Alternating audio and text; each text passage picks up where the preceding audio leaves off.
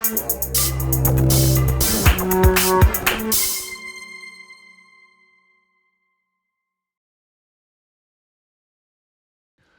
so remember that when we step with the front foot and the rear foot follows, that's called leading step, and that can be with different kinds of foot shape landing on the floor.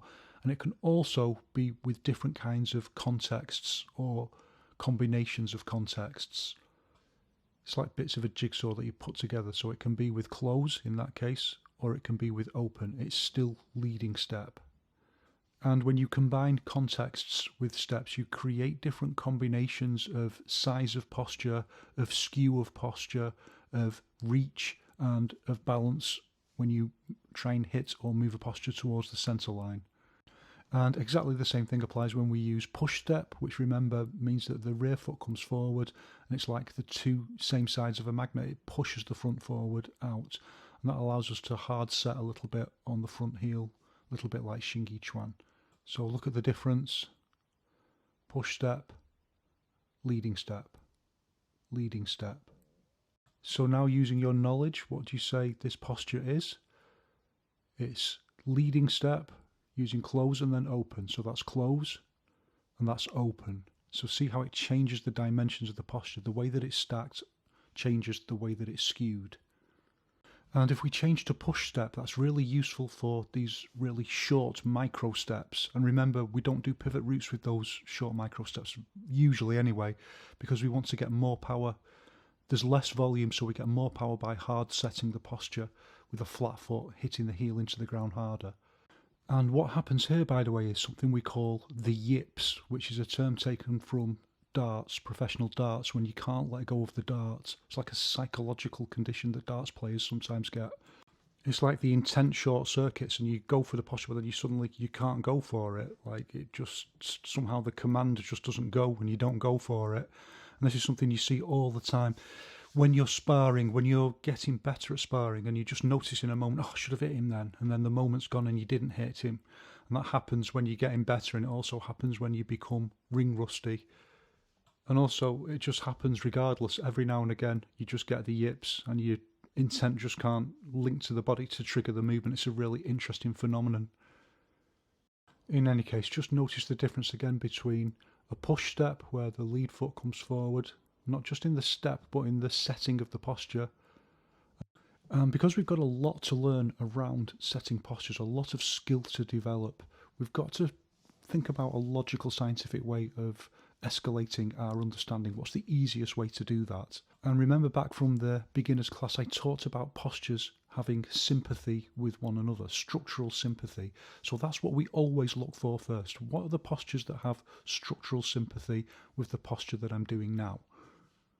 For example, with this push step posture, we use a fast little skip, like a little Michael Jackson step, and that just pushes the lead foot out really, really fast. So it helps create a distributed set. If we want to use a rear hand hit first, for example, so you could set the rear hand there with that rear foot, 1, 2.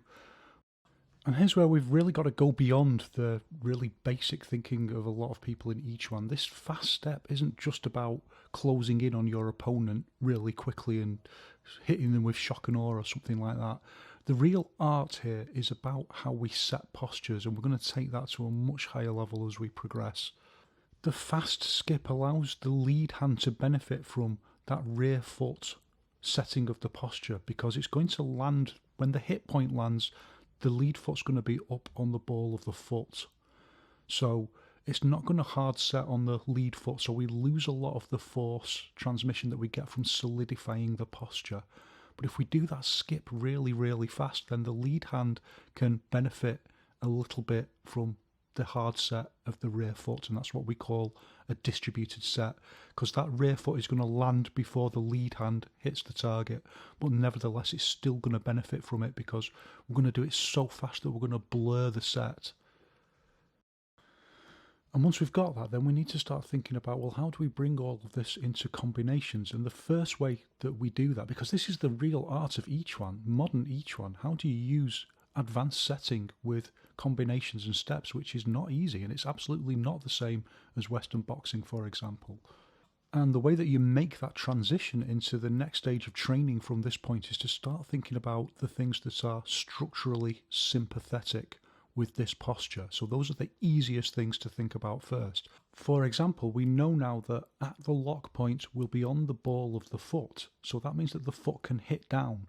We can see more clearly here that as the push step comes in, pushes the lead foot forward, at the hit point we're on the ball of the foot, and that means that as the heel comes down we could conceivably do a different posture. So we could change, for example, from a hit down into something like a chop down.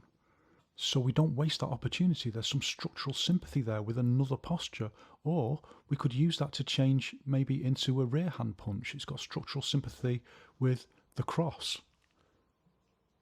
And see, we're knitting the postures together like Lego bricks. Nothing's wasted. We recognise all those structural sympathies and we utilise all of them, and that massively compounds the posture. There's no wasted movement. It's all compounded together. But now let's escalate fast, because we can also compound the steps. So now things start getting a lot more complicated, and we start learning one of the real intermediary steps, the echo step. I don't want to get too much into it at this stage because we're going to look at it separately in the footwork section. But if you can learn fast, watch what I'm doing and you can pick it up. So in this version, it's leading step into push step.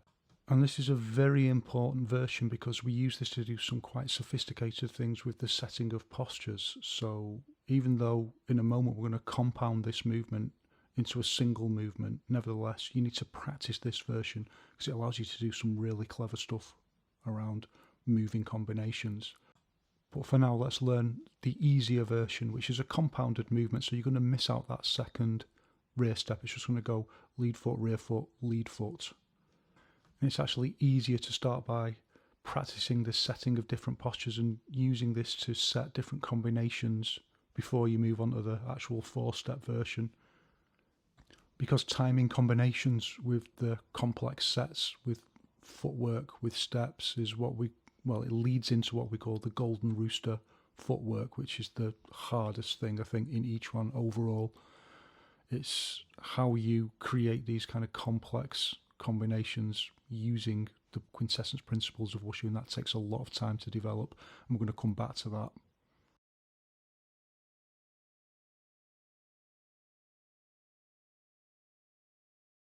And then just to finish off, because I have the footage so I might as well just share it. So another kind of structural sympathy similar to what we learned in the beginner series. So monkey climbs ladder using close, so it's rear hand, and then look at the structural sympathy that then has into the lead hand hit, whether it's a hook or a jab. And the thing to emphasize here is the difference between where you do the same posture on the spot and then when you do the same posture with a step. So even though it's more complex to do it with a step, actually there's structural sympathy here with the step again. From close, you can spring forward explosively into open. So on one level it's more difficult, on one level it's easier because we searched for and utilised structural sympathy.